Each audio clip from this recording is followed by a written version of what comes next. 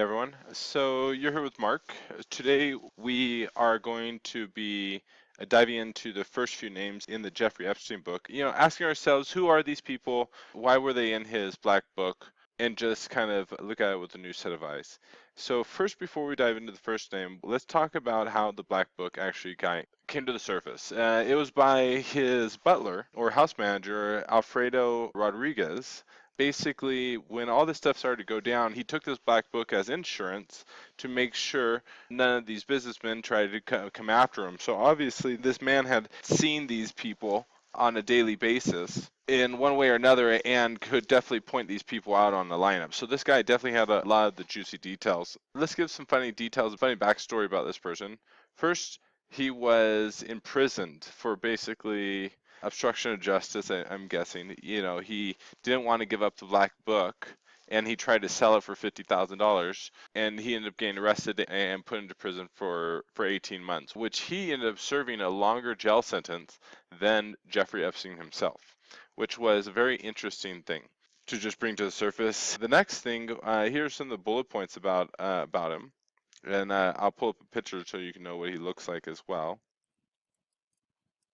Exclusive, who cleaned pedophile Jeffrey Epstein's sex toys and feared he would make him disappear, takes billionaire secrets to the grave after he died just last week. And so that was actually in 2015. Why am I talking about him a little bit? I'm talking about him because when did this information come to the surface? He took this black book in 2000, some time period, like in 2007 time period. How do we know this? This is because in the FBI files, I'll put it right here, they charge him right here, Federal Bureau of Investigation, they charged him in 2009, was contacted by Alfredo Date, was an employee for Jeffrey Epstein, deposed Rodriguez and served him with federal subpoena to provide any and all documents related to the case. Obviously, he didn't, and Rodriguez trying to sell the documents that he claims to pertinent to the civil case. Okay, so come down here. I'm looking at very specific dates because we have to have the mindset of where he was at during this time period.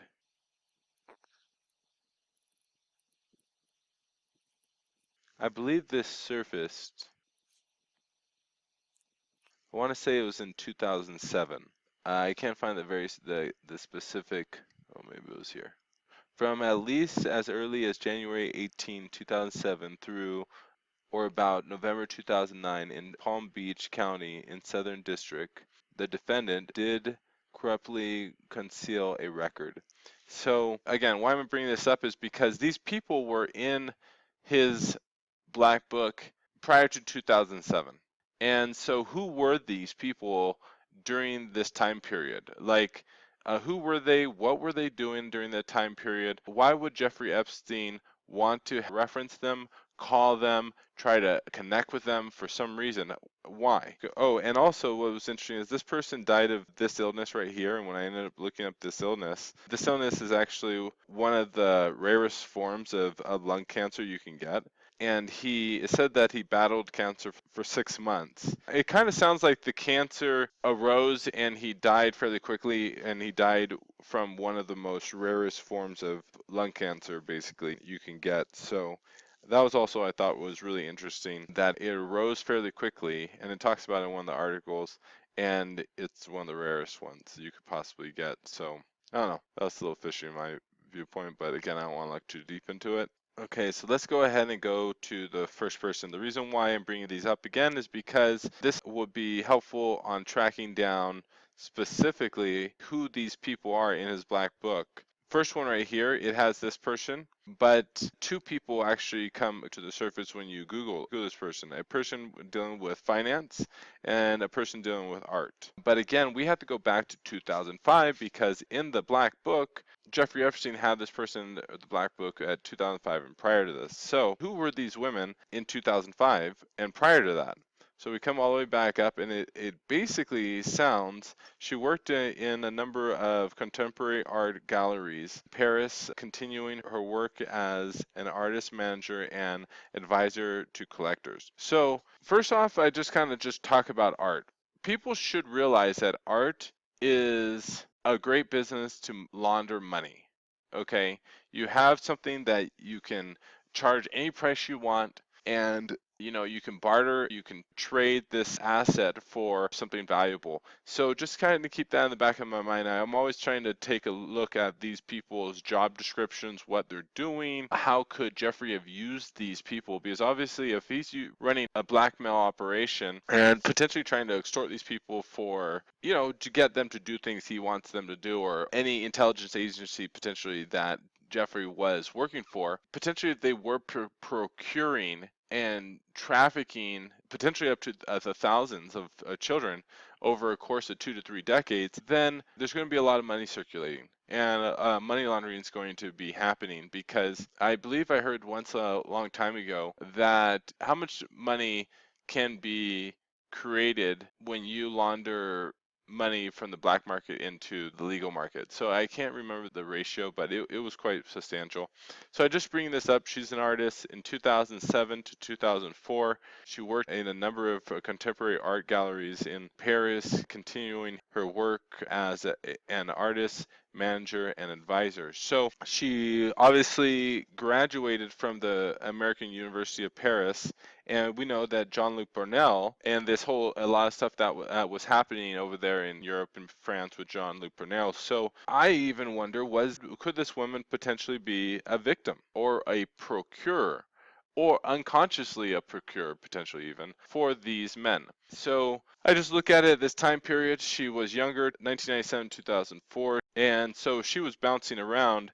It makes me wonder, just early striving artists. Yeah, struggling artists. And in some level, could she have been used by Jean-Luc Brunel and brought into this world, and then introduced from Jean-Luc Brunel over to Jeffrey Epstein? Could potentially she be a victim? Because obviously Jeffrey Epstein's MO was to abuse women, these young underage women or some women, and then get them to go recruit other women for him. I could definitely see later he could find other uses for these women, because they were totally bought into the world. They were completely okay with the whole process. Kind of the same thing with his pilot that surfaced. Supposedly she had been purchased from Yugoslavia. Obviously, who knows at what age she was purchased? That didn't really surface, and that hasn't really come out much.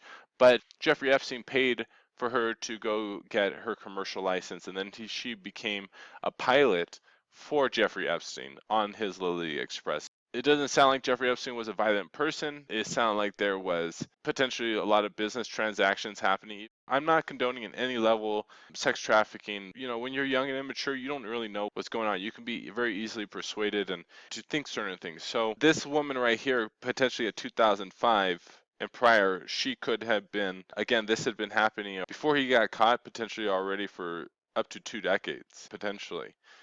Because I believe Jeffrey Epstein got started as a teacher in the 70s. So this pedophile behavior started sometime in the 70s, and it had been mentioned a few number of different times, but it just wasn't stopped. So it was just kind of swept underneath the rug. So it is definitely possible this person, the first person, could potentially be a victim of Jeffrey Epstein, because I just don't see her as being a pawn to be used in a political gain. At 2005, she was bouncing around kind of job to job. And prior to that, she was at the University of Paris. So she's in her 20s prior to 1997. And so she was maybe 18 in the 90s. So that would fit that time period of Jeffrey Epstein and Jean-Luc Brunel. So let's go ahead and keep going a little further. Also kind of interesting about this person is that when you come to their website, she has very interesting these videos that get created. Some of them are on, I'm not saying they're not like great videos or something, but it's like DVD under the influence, dealing with addiction issues.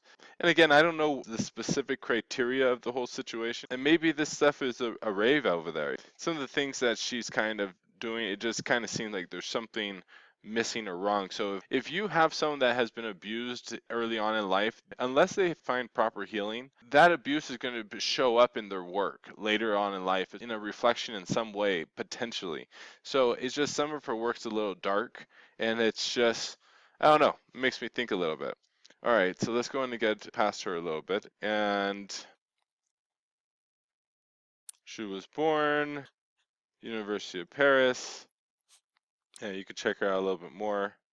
Okay, who's the next person? So the next person, she's an international finance corporation. This one was really interesting too, because when you come over here, investment banker for the International Finance Corporation, a sister corporation to the World Bank. Obviously, Jeffrey Epstein was close to $1 billion net value of around $700 million.